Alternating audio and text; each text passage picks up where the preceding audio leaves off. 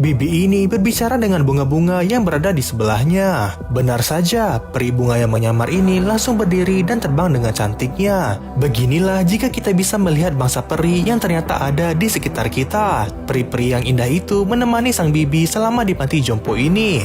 Bahkan salah satu peri itu memberikan beri berwarna merah kepada sang bibi yang rasanya sangat enak sekali. Namun beri itu bukanlah beri biasa. Jika manusia normal memakan beri itu, maka orang itu tak akan bisa lagi memakan makanan manusia. Tanpa basa-basi, akhirnya anak ini pun mengeluarkan buku keramat yang ia bawa. Sontak, sang bibi pun langsung terkejut setengah mati dan menyuruh anak-anak itu untuk masuk ke dalam kamar. Tampaknya ia sangat takut sekali dan khawatir bahwa buku itu dilihat oleh makhluk jahat yang ikut mengincarnya. Ia berkata jika buku itu jatuh ke tangan yang salah, maka akan terjadi kehancuran hebat di dunia manusia dan dunia peri. Namun di sini dua anak itu sangat gigih dan meminta sang bibi untuk membantu mereka. Akhirnya sang bibi pun luluh dan meminta buku itu kepada sang anak. Ia berkata bahwa buku itu hanya membawa kesulitan dan kesengsaraan kepada keluarga kami. Ia pun mulai bercerita tentang mendiang ayahnya yang menulis buku ini. Hari terakhir aku melihatnya, dia begitu gelisah, hampir seperti kalut. Aku ingat dia berlarian di dalam rumah. Ada kegilaan pada tatapan matanya. Itulah hari ketika ia membuat lingkaran pengaman itu. Hari saat dia menyadari akibatnya dengan menuliskan semua rahasia pada satu buku. Jika Mulgarat mendapatkan buku itu, maka tak ada satupun yang bisa menghentikannya, bahkan manusia. Karena saat itulah Mulgarat menjadi makhluk terkuat di dunia. Ayahku melakukan semuanya untuk melindungi kami, semuanya kecuali menghancurkan buku itu. Ia berkata bahwa kita harus melindunginya, menjaganya agar tetap di dalam lingkaran dan aman dari monster kegelapan.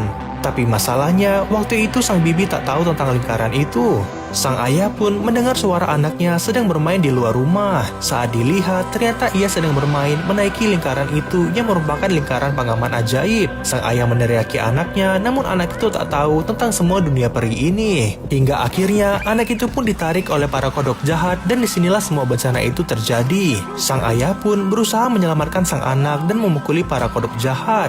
Ia memasukkan anak itu ke dalam lingkaran namun tidak dengan dirinya. Karena tiba-tiba muncullah serangga-serangga kecil yang ternyata adalah para peri. Peri itu mengelilingi kaki sang ayah dan membuatnya terbang. Peri itu bernama Sylph yang melindungi semua dunia peri. Peri itu membawa sang ayah karena ia sudah membocorkan rahasia dunia peri yang membahayakan mereka. Begitulah nasib sang ayah yang menulis buku ini. Semenjak dari situ, sang bibi tak pernah melihatnya lagi hingga sekarang. Mendengar hal itu, anak perempuan ini sudah tak kuasa menahan tangis dengan semua derita yang dialami sang bibi. Sang bibi juga berkata, hanya satu orang yang bisa membantumu, yaitu sang ayah alias yang menulis buku itu. Tapi anak itu bertanya, bukankah ayah bibi itu sudah mati? Namun sang bibi membantahnya dan mengatakan bahwa ayahnya masih hidup di dunia peri dan terjebak di sana. Kau harus menemukannya dan memintanya untuk menghancurkan buku ini. Itulah satu-satunya cara. Tapi tiba-tiba pecahlah kaca jendela itu dan ada kodok jahat yang merebut buku mereka. Dengan cepat sang bibi pun mengambil garam di sebelahnya dan melemparnya ke kodok jahat itu.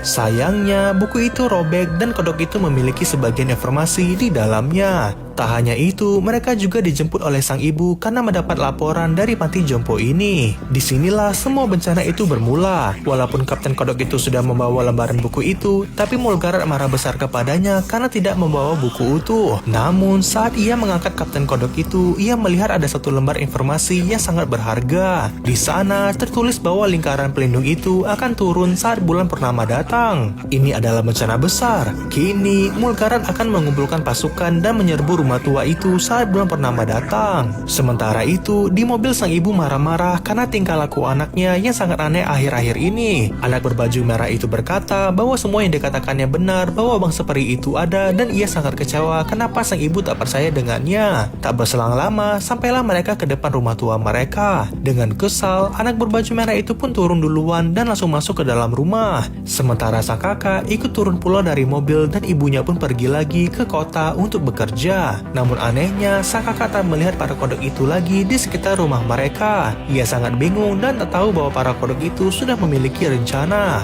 Kini, mereka harus mencari cara bagaimana menemukan kakek buyut mereka sesuai pesan sang bibi. Namun, sang kakak berkata bahwa tak mungkin ada cara untuk mengetahui posisi sang kakek buyut itu berada. Hingga akhirnya, anak ini melihat kucing yang digendong kembarannya dan ia teringat sesuatu. Ia pun bergegas membuka buku itu dan membaca sesuatu di sana. Ia teringat bahwa sang kakek buyut memiliki hewan peliharaan. Bukan hewan biasa, namun seekor griffin, yaitu makhluk singa terbang berkepala elang. Dan cara untuk memanggil makhluk griffin itu adalah dengan membaca mantra dalam bahasa elf pohon. Karena tak punya pilihan, anak itu pun mencoba merapalkan mantra itu.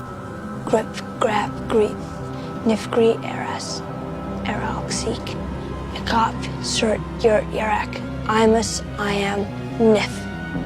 Benar saja, tampaknya mantra itu tak bekerja karena mereka tak bisa berbahasa elf pohon. Namun, di tengah kekecewaan mereka, tiba-tiba mereka mendengar suara auman hewan dari atas. Benar saja, saat mereka keluar rumah, alangkah mengejutkannya, makhluk griffin yang gagah ini sudah berada tepat di hadapan mereka. Dan disinilah petualangan mereka dimulai untuk pergi ke dunia peri. Bagaimanakah kelanjutannya? Kita saksikan di part 7.